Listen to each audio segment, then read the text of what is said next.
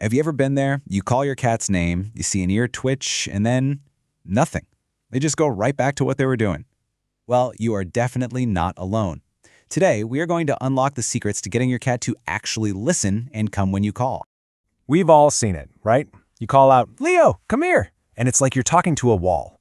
But the second you quietly crinkle a treat bag from 2 rooms away, suddenly they teleport to your feet. It's a classic case of what I like to call selective hearing. And believe it or not, we're going to fix it today. All right, so here's our game plan. First, we're going to completely bust that old untrainable myth. Then, we'll dive right into the feline mindset. You got to know how they think. After that, we'll get our toolkit ready, walk through a super simple 5-minute method, and then cover the big mistakes you'll want to avoid. Okay, first things first. We have to tackle the biggest misconception out there, and that's the idea that cats just can't be trained. It's a belief that has let our feline friends get away with, well, pretty much anything they want for decades. And here's the thing. The whole secret, really, cats are absolutely trainable. I mean, studies have even shown they can pick their own names out of a string of other words. The problem isn't their ability to learn. It's that we've been using the wrong playbook. We've been trying to train a cat like it's a dog, and they are just wired completely differently.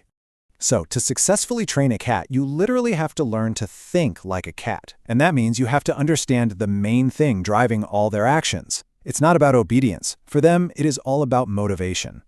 This right here, this slide gets to the absolute heart of it.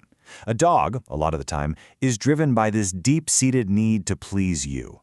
Your praise, a pat on the head, that's a reward in itself. A cat, on the other hand, is a very practical, very pragmatic creature. Their brain is always asking one simple question. What's in it for me?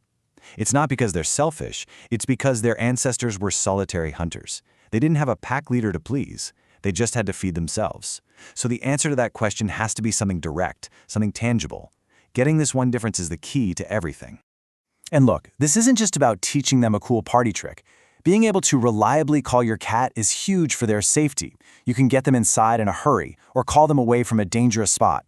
It's also fantastic mental stimulation for their incredibly sharp minds. But maybe most importantly, it just builds a stronger bond. You're creating this positive way to communicate with each other. So let's get our toolkit together.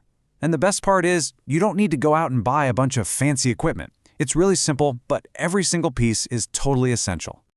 First up, you need what we call high-value rewards. This is not their regular kibble. We're talking about the good stuff. Little tiny pieces of tuna, boiled chicken, or a special snack that they go absolutely crazy for. And here's the key. This treat is only for training time. Next, you need a quiet space, somewhere you won't be distracted. Timing is also a big deal. Right before dinner, when they're just a little bit hungry, that's the perfect window. And last but not least, bring a whole lot of patience. This is definitely a marathon, not a sprint. Okay, here it is, the heart of it all. I want you to forget about any long, drawn-out training sessions. The absolute best way to train your cat is with this really simple 5-minute method that you can literally start using today. Here we go. Step 1, just pick a simple cue. Their name is perfect. Step 2, in that quiet spot we talked about, say their name in a clear, happy voice.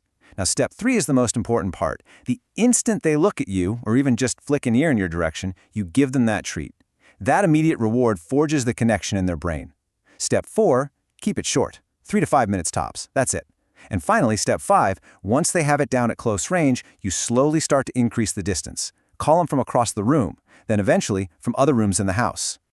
Now, knowing what to do is half the battle, but knowing what not to do, that's just as important.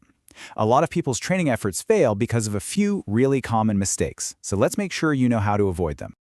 This is the golden rule, number 1 with a bullet. Their name has to always mean something good is about to happen. If you start using their name when you're mad at them for scratching the couch, or when you're about to stuff them in the carrier to go to the vet, you completely poison the well. You undo all your hard work, because they'll start to associate their name with bad stuff. And remember, there's a reason we call it the 5-minute method. If you try to push a training session much longer than that, it actually becomes counterproductive. A cat's brain just gets overloaded, they get bored, they get frustrated, and they'll just check out. Short, frequent, and positive. That is the mantra. This is so important to remember. You can never, ever punish your cat for not coming when you call. This has to be built on trust. If they don't respond, it isn't defiance, I promise. They're probably just distracted, or maybe they're not in the mood. You just calmly end the session, no big deal, and try again later. Everything we have talked about today really just boils down to this one powerful idea: positive association. Your entire goal is to build a very simple, very strong equation in your cat's mind. Hearing my name equals something amazing is about to happen. That's it. That is the entire engine that makes this training work. So in the end, teaching your cat to come when you call, it really isn't about control or making them obedient. It's about opening up a whole new channel of communication. It's about deepening that bond and understanding their world just a little bit better.